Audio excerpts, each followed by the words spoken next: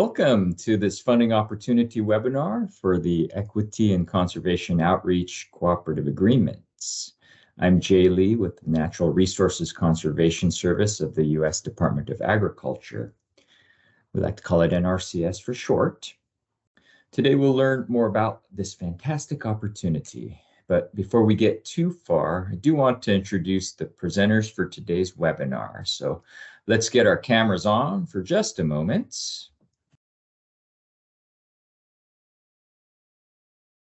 All right, super.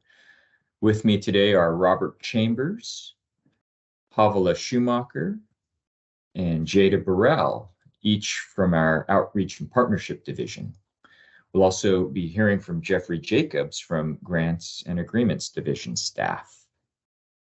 Okay, we can turn off our cameras now, and I will do the same. This opportunity is being offered for the second consecutive year, building off the success of the Conservation Collaboration Program and last year's equity agreements.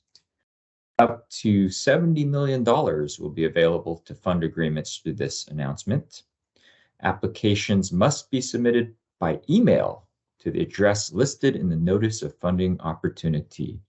And we'll go over this and more in today's webinar. Please refer to the Notice of Funding Opportunity for the application submission due date.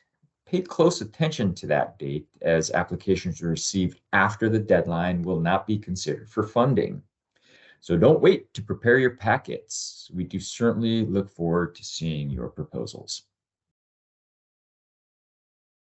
Let's take a look at today's agenda, which will cover 5 topics. First, we'll provide an overview of NRCS, the Natural Resources Conservation Service, and our Outreach and Partnership Division. Then we'll talk a bit about this funding announcement for Equity and Conservation Outreach. We'll also hear from our Grants and Agreements Division, who will walk us through submitting applications and preparing budgets. Then we'll get an overview of how your proposals will be evaluated and how we'll notify you. And last, we'll see some helpful tips and go over some frequently asked questions. These will be posted on our website. Questions not covered can be submitted to the email address shown here at the bottom right slide. And that email will also be in the Notice of Funding Opportunity. We're very happy to answer any general questions regarding the application process.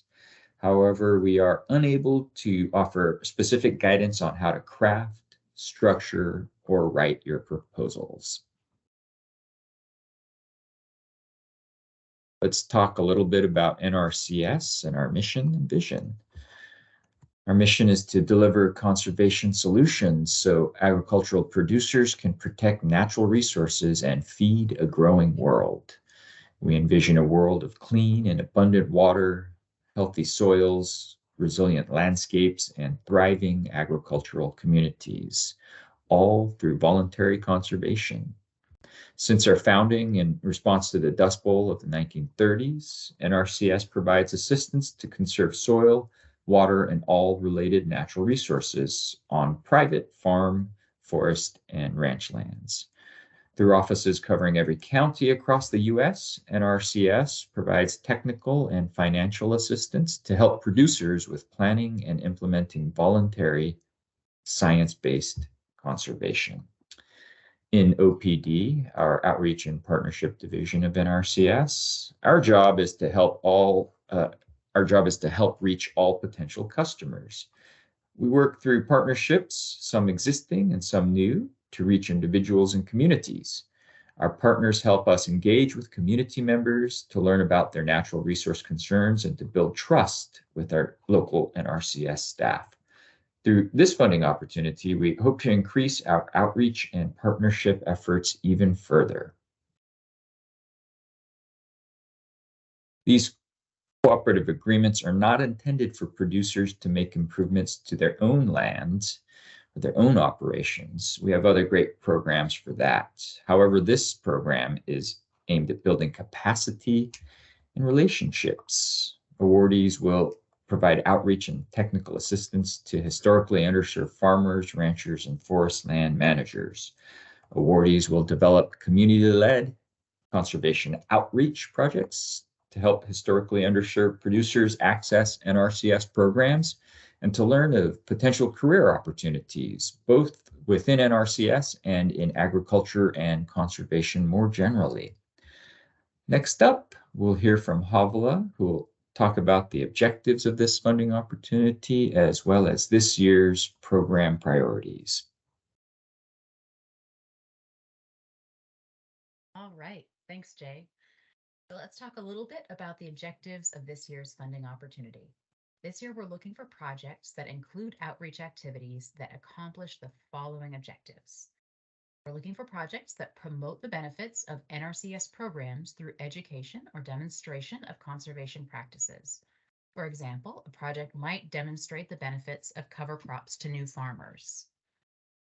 Projects might develop community conservation partnerships that engage historically underserved producers to plan and protect farmland ecosystems, watersheds, and wildlife habitat in the geographic areas where underserved communities live. Projects could inform small-scale or urban producers about participation in conservation programs, for example, helping a small urban grower access NRCS funding and technical assistance. And finally, we're looking for projects that support education on, planning for, and adoption of climate-smart conservation practices. These practices help build resilience in agricultural operations of all sizes and types. Now let's take a closer look at our priority areas. In fiscal year 2023, we will prioritize projects that, 1, address local natural resource issues. Outreach activities should support an understanding of the NRCS planning process and program implementation and provide opportunities for historically underserved producers to meet their conservation needs. 2, promote potential conservation career opportunities.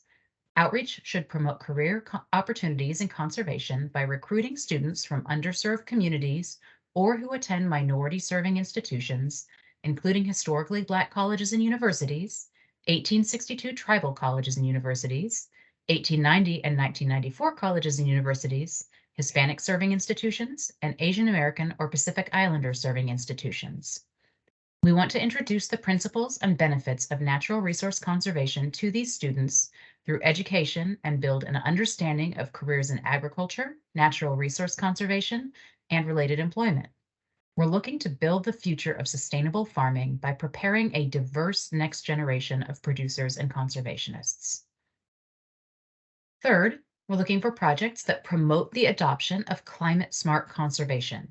Outreach should assist historically underserved producers with understanding the support available through NRCS financial and technical assistance programs to help producers mitigate the impacts of extreme weather events through climate-smart conservation practices.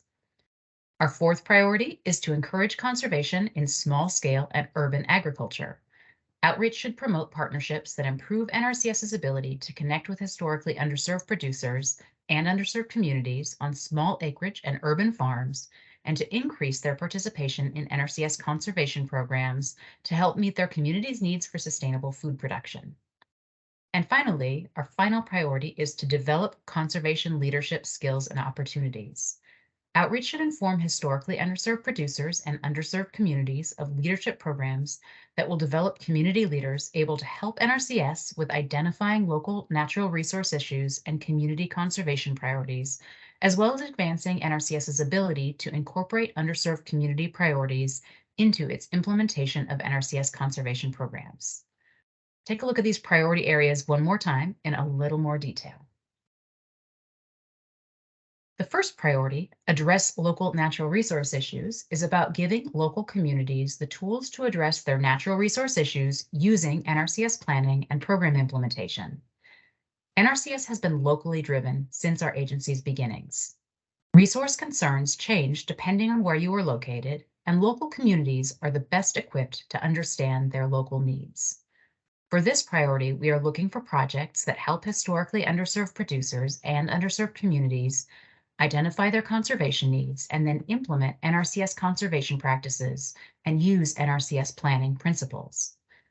Projects should provide opportunities for historically underserved producers, as defined by NRCS, as well as underserved communities of all descriptions, to take a leadership role in identifying and addressing their conservation needs. These conservation needs could be anything that the community deems important, for example, soil health or water quality. The second priority, promote potential conservation career opportunities, is about developing the next generation of conservationists and producers. This means educating and recruiting both the folks who will come work for NRCS as well as those who will be engaged in on-the-ground agriculture. We're looking for projects that both make students aware of opportunities and specifically develop the skills and qualifications needed to take advantage of those opportunities. Projects can be focused on NRCS careers like soil conservationist, engineer, or range management specialist.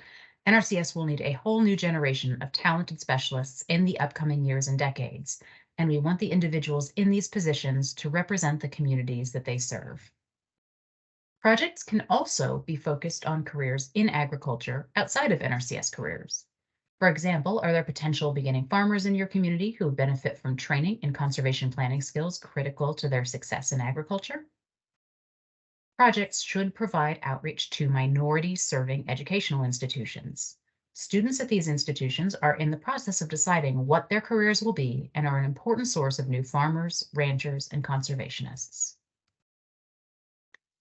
The third priority is about addressing the impacts of climate change.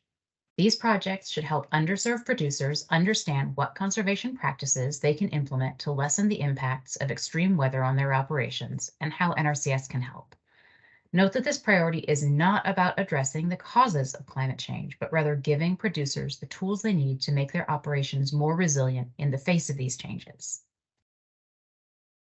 The fourth priority, encourage conservation in small scale and urban agriculture, is about encouraging conservation in small scale and urban settings. NRCS conservation planning is important on all types of farms, including urban and small scale urban agriculture operations. NRCS is increasing efforts to provide conservation planning and technical assistance to urban and small acreage producers. We hope that these efforts empower farmers to adopt conservation practices that help manage their natural resources while providing fresh food for their local communities. And this year's fifth priority is about developing conservation leadership skills and opportunities for historically underserved producers and underserved communities. Conservation leaders support NRCS by helping to empower their communities with information to promote the benefits of conservation. Local leaders usually know their communities better than NRCS staff, and by working together, community leaders and NRCS can help communities solve their natural resource concerns. Conservation leaders are able to meet producers that may not have engaged with NRCS and make connections so that these producers can receive advice and technical assistance from NRCS on prioritizing and addressing local natural resource concerns. The role of a conservation leader is about more than just getting information from NRCS to communities. It's also helping NRCS understand the needs of these communities. We're also looking to a new generation of leaders who can help their communities identify conservation needs and implement conservation practices. Next up, Robert will talk about eligibility for this opportunity. Thank you, Howla. In the next section, we'll describe who is eligible to apply, what communities this opportunity is intended to benefit, and the available funding under this announcement. I want to start off by reviewing each of the historically underserved categories as defined in the 2018 Farm Bill. Your proposal should be supportive of activities that help NRCS expand our reach to underserved producers and communities while introducing conservation planning and implementation on working lands. I will touch on the definitions today, but they are defined in more depth in the notice of funding opportunity.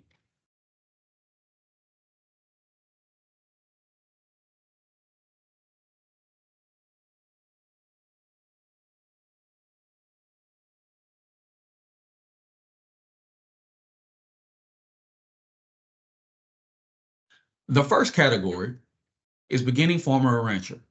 This refers to a farmer or rancher who has not farmed previously or has not farmed for 10 consecutive years. They must materially and substantially participate in their farming operation.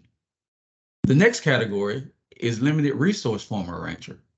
A limited resource farmer, rancher, or forest owner is a person with direct or indirect gross farm sales not more than $179,000 for FY 2021. In each of the previous 2 years, the value is adjusted for inflation on an annual basis. A person with a total household income at or below the national poverty level for a family of 4 or less than 50% of their county median household income in each of the previous 2 years. The next category is socially disadvantaged farmer or rancher. A socially disadvantaged farmer or rancher is a person who belongs to a group that has been subjected to either racial or ethnic prejudice because of their identity. These groups include American Indian or Alaskan Native, Asian, Black or African American, Native Hawaiian, or other Pacific Islander, and Hispanic. Finally, a veteran farmer or rancher. This is someone who has served in the military, including the reserves of each branch, and was discharged under conditions other than dishonorable. Additional eligible veterans must meet the definition of a beginning farmer or rancher.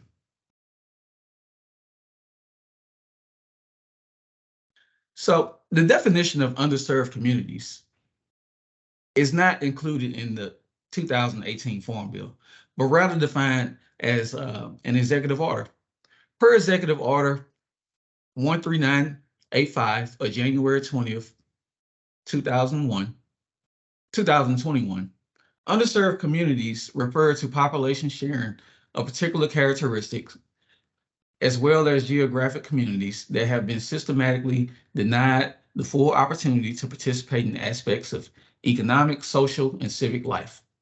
This includes both individuals who qualify as historically underserved by USDA as well as other groups. Groups or individuals considered underserved includes Black, Latino, and Indigenous and Native American persons, Asian Americans and Pacific Islanders, and other persons of color, members of religious minorities, lesbian, gay, bisexual, transgender, and queer, LGBTQ plus persons, persons with disabilities, persons who live in rural areas, and persons otherwise adversely affected by persistent poverty or inequality. Equity means the consistent and systematic, fair, just, and impartial treatment of all individuals, including individuals who belong to underserved communities, such as those we have just discussed that have been denied such treatment. Proposals should specifically serve at least one of the groups discussed in the previous 2 slides. This is a list of applicant types who are eligible to apply for this opportunity. This includes individuals, Native American tribal governments, both federally and state recognized, as well as Native American tribal organizations, nonprofits, nonprofit and public institutions of higher education, and conservation districts. Please note that local, state, and federal government entities other than the conservation districts are not eligible applicants. For-profit businesses are also not eligible to apply. Please make sure that the category you select on your application form, SF424, aligns with one of these eligible entity types. Failure to identify yourself as one of these applicant types will automatically disqualify your proposal from further consideration. A few more notes on eligibility. Applicants must be located within the 50 United States, the District of Columbia, the Caribbean area, which includes Puerto Rico and U.S. Virgin Islands, or the Pacific Islands area, which includes Guam, American Samoa, and the Commonwealth of Northern Mariana Islands. Awards will be made to a single entity. However, Applicants are encouraged to enter into partnerships if the relationship between the applicant and the partners is clearly defined in the application. The primary partner would be the sole direct recipient of federal funds and would generally enter into sub-award relationships with project partners. The proposal should not duplicate activities from other federal award and must have specific and different objectives. If you did receive funding for a similar project, please describe the purpose of the project and how funds will be used differently under the current proposal. Applications for renewal or supplementation of existing projects are allowed. This means that if you have previously received an Equity and Conservation Outreach Award and wish to add deliverables, you can apply to do that in this announcement, which is the only mechanism we use to add funding to a current agreement. However, if you have a current agreement and just need to add time to finish up, this can be done via a no-cost extension and does not require a separate application. If you are applying to supplement your project that is existing, please name that project and clearly describe what you will be doing with the new funds. Up to $70 million is available for this funding opportunity. However, the agency retains the discretion to award a larger or lesser amount.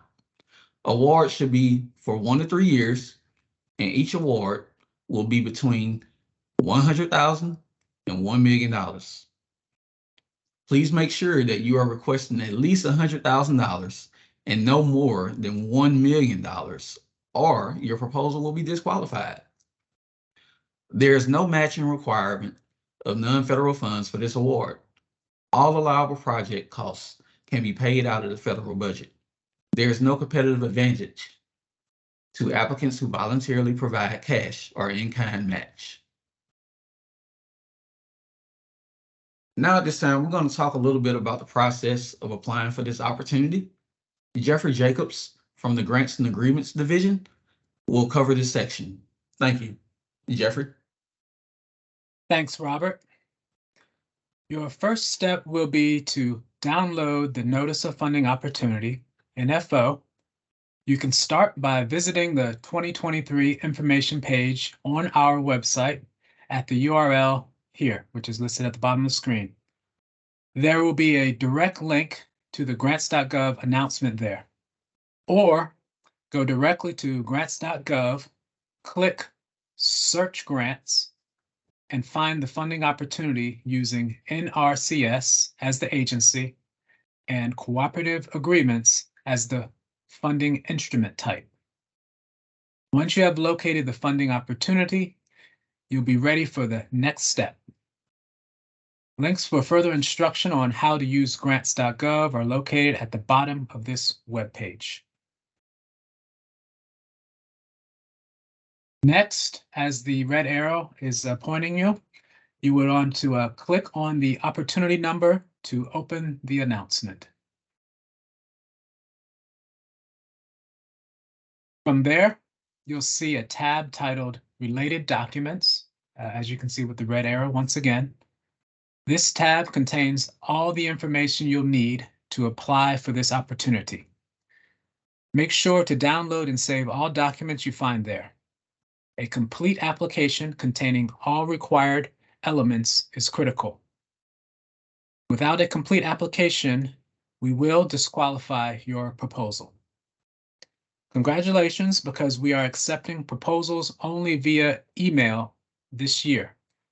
Once you've downloaded the funding announcement, you can exit grants.gov. These next steps are critical. Some of you may already be registered in sam.gov. If so, great, you're ready to go. Use the unique entity identifier issued by the site on all application forms. If you have not registered, do so as soon as you possibly can.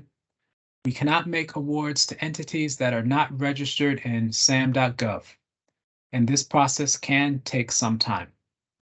You also want to double check that your registration is current. Now that we've walked you through where to find the funding announcement and completing your SAM.gov registration, we'll talk through preparing your application and making sure your budget is good to go. As you can see on this screen, we have prepare your application forms. We have the required forms that are listed. Form SF-424, application for federal assistance on grants.gov. You can find all of these forms if you go to grants.gov. Form SF-424A, budget information. SF-424B is assurances. You also have a proposal using a provided template submitted as a PDF or Word document. You also need to provide a budget narrative, certification, and disclosure of lobbying activities as well. Additionally, if applicable, you should provide your negotiated indirect cost rate agreement with your application.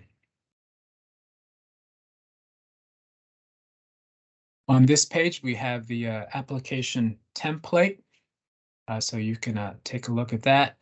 And as we mentioned, once you've completed all your application forms and documents, please email your application and forms to the email address that's listed on your screen there. Next up, we will discuss a bit of budget narrative guidance.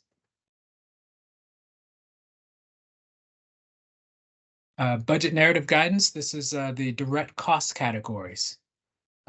Direct cost categories would include personnel, recipients, employees, not independent contractors. So contractors would not be a part of personnel. Fringe benefits, again, this is recipients, employees, not contractors. Travel, again, the same thing, recipient employees, not independent contractors. Next category, equipment, generally items costing more than $5,000 each. Supplies, items costing generally less than $5,000 each. Then we have contractual. These are services purchased to support the award, such as printing, facility or equipment rental. These are not subawards. Then we would have construction, but that is not applicable to this announcement, this notice of funding opportunity. Then we would have the other category, and here's where you would include your subaward cost, or could possibly have participant support costs could be included in the other category as well. Here we have personnel, a little bit more deeper dive into the category of personnel. For this category, you would want to identify each position and describe how it will support the project, identify the specific individuals if they are already employees. What you would want to include is the annual salary, percent of effort, period of time each will work on the project. Alternatively, you can list an hourly wage and number of hours. As you can see, we have an example. Mr. Ken Jones, outreach coordinator. He would be planning and scheduling workshops and recruits presenters. His salary is $50,000 annually, 50% effort for 12 months. So that would equal $25,000. Or to phrase that a different way, that calculation, you would have $25 per hour, 100 hours over 12 months equals $25,000. So for all your cost categories, you want to be sure that you have a calculation for how the total number that you're stating is derived. Fringe benefits. Fringe benefits include but are not limited to the cost of leave, vacation, family-related, sick, sometimes employees' insurance, pensions, unemployment benefits. What you would want to do is specify how your organization calculates fringe benefits. So the example here, fringe benefits is calculated at 25% of salaries and wages. So for that salary of $25,000 times the 25%, you would have $6,250. So again, you have that calculation. Next, we would have a category of travel. Travel, you would want to describe the purpose, the destination, the dates of the travel, estimated length of this trip, and the number of individuals traveling. You would want to specify if you are using the government rates or you're following an organizational travel policy. And you should provide a copy of that policy.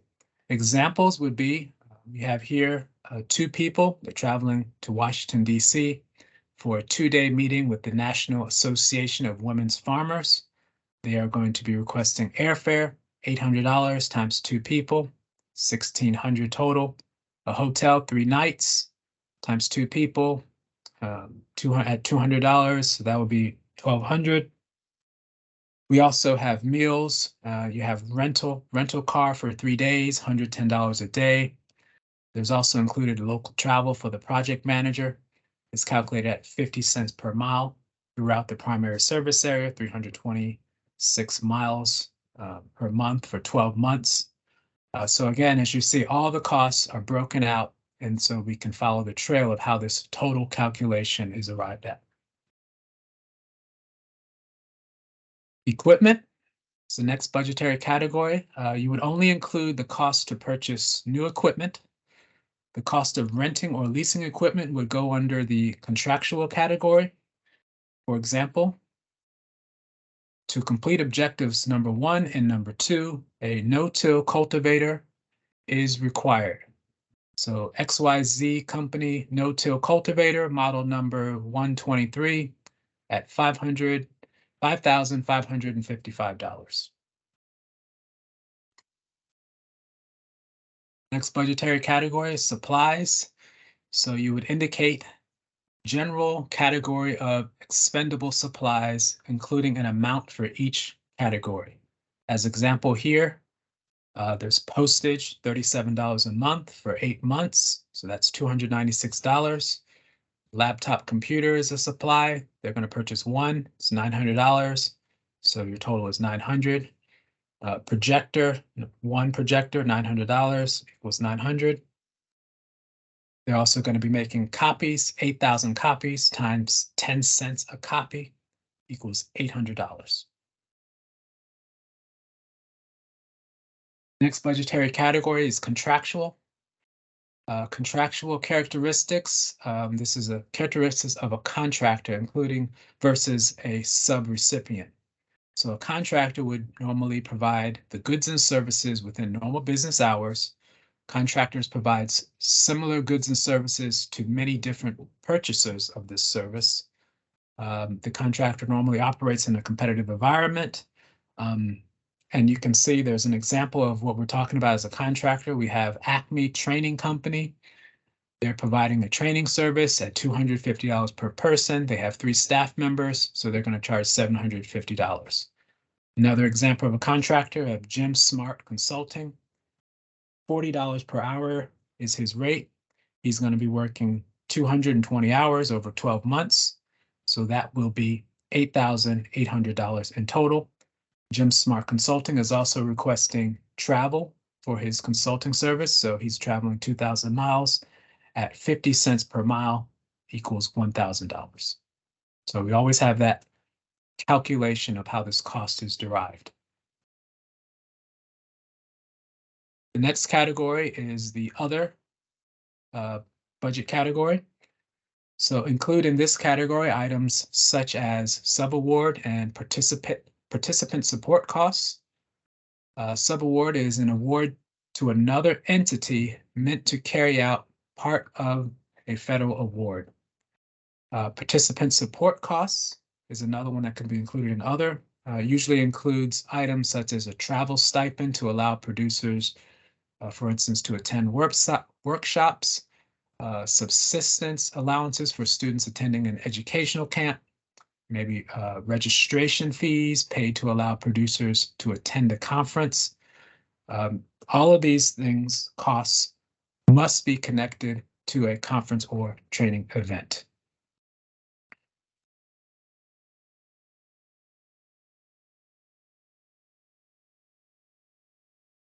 The next category is indirect costs. budgetary category. So I would like to mention that indirect costs for nonprofit organizations with a negotiated indirect cost rate, NICRA for short, are subject to a cap of lesser of the NICRA rate or 10% of total direct costs for these awards. So the lesser of those two calculations. Entities without a NICRA may elect to use the de minimis rate of 10% of modified total direct costs. And for the third bullet there, we have a description of what modified total direct costs means.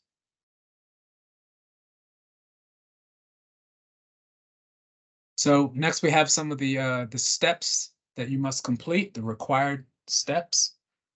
So one of the required actions is to obtain a TIN or EIN number from the IRS if your organization does not already have one. The timing of that is that could take up to 35 days. So you want to get active on that. You want to obtain a unique entity identifier, UEI. Again, if your organization does not already have one, the timing of that is that could take 1 to 2 business days. You want to register with sam.gov. Again, if your organization does not already have an active account, that will take potentially 7 to 10 business days. And as we mentioned previously, once your application is fully complete and all the required forms are complete, you will email your completed application to the email provided there. The notice on the timing is that at 11:59 p.m. Eastern Standard Time on the final date listed in the Notice of Funding Opportunity and listed at grants.gov is the final date for your submission to that email address.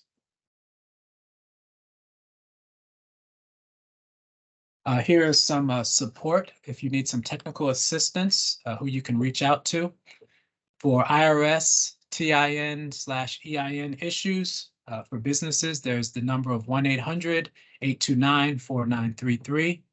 For nonprofit organizations, we have 877-829-5500.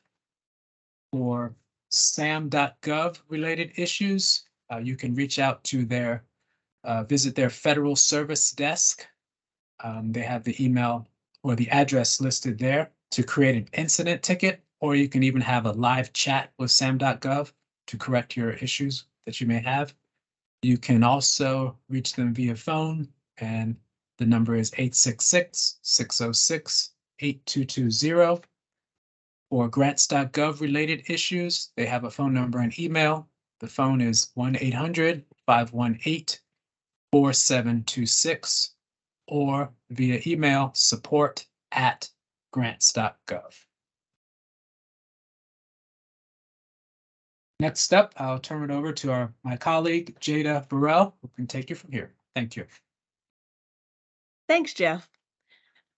Now that you've done all the work of putting your proposal and budget together, we'll talk about how we will evaluate your proposal for funding.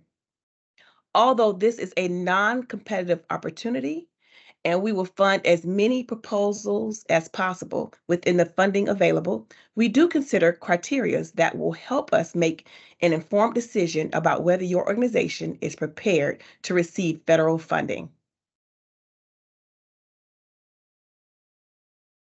All applications must be submitted by email no later than 11:59 p.m. Eastern Standard Time on the date the announcement closes. When we receive your application, you will be sent a notification of receipt email. If you do not receive an email, please reach out to us at the email address here to ensure we have received and are evaluating your submissions. Once the application period has ended, we will download all proposals. All proposals received by the deadline will be reviewed.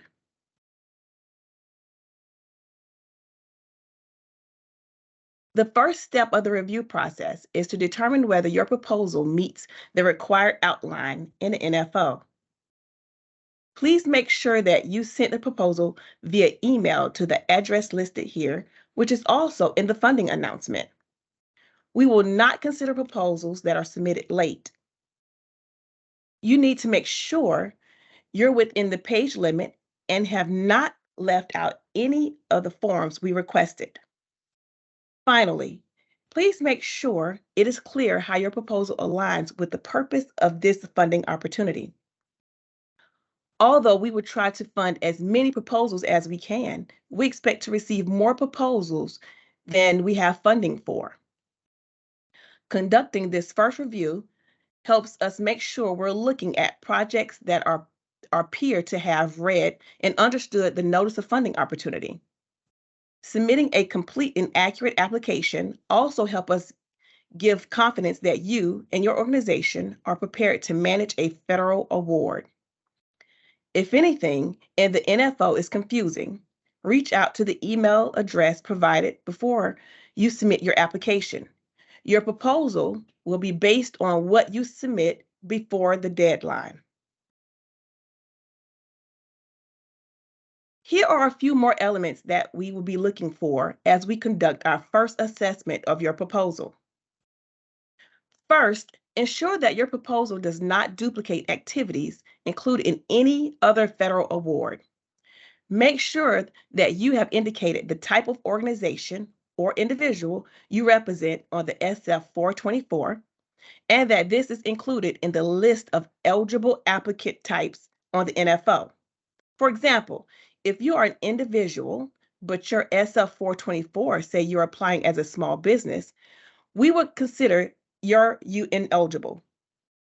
Make sure your sam.gov registration is current and does not contain any limitations on your ability to receive federal funding. Finally, and hopefully this goes without saying, but represent yourself truthfully. As a recipient, you, a partner to the federal government in administering federal funds to help local communities. We depend on your integrity to deliver on our goals. This slide contains an outline of the application, evaluation, and notification process and a timeline for the process. Please note that these are estimates and may change. We'll make every effort to get your application reviewed, award announcements made, and agreements executed as promptly as possible. Applications must be submitted no later than 11:59 on the closing date listed in the Notice of Funding Opportunity. After completing our review, we expect to notify successful and unsuccessful applicants by May 2023. Some final tips as you complete your proposal. Don't wait until the last minute. If there are technical issues, you want to give yourself time to resolve them. And SAMS.gov and other required registrations can take some time. Read the full Notice of Funding Opportunity. Make sure that your proposal contains all required elements that your project aligns with of this year's priorities, and that your project meet the purpose of this funding opportunity. Make sure you craft your proposal in such a way that a reviewer can easily confirm all these items. Align your project proposal narrative and budget narrative. Your budget should contain enough details that we have a good idea how you will be spending federal funds and how expenses are related to your project, as described in your narrative. Double check that all costs you're submitting as part of your project are applicable. Make sure your proposal meets the required content and format included in page limits. Double check the NFO again to make sure you're not missing anything. Get input from partners. Do producers and others in your community feel the project would be of benefit? Do they have any questions after reading your proposal? Make sure someone reading the proposal understands what you intend to do and why it matters. Generally, proofreading is also a great idea. Consider bringing in individuals who have little or no familiarity with your proposal to get their thoughts about whether your narrative is clear. Now, I'll turn this presentation back over to Robert to tackle questions. Thank you, Jada. During our live webinars, we will review the questions that have come in and provide an opportunity to ask any additional questions. As a reminder, USDA staff is unable to offer specific guidance on how to craft, structure, or write your proposal. A recording of this presentation will be posted on grants.gov and the Equity and Conservation Outreach Cooperative Agreement webpage for your review and to share with your colleagues and partners. If you have questions, please submit them to the email listed on this slide. New questions will be added to the frequently asked questions document on our website. Thank you for attending the NRCS Equity and Conservation Outreach Cooperative Agreement Application webinar.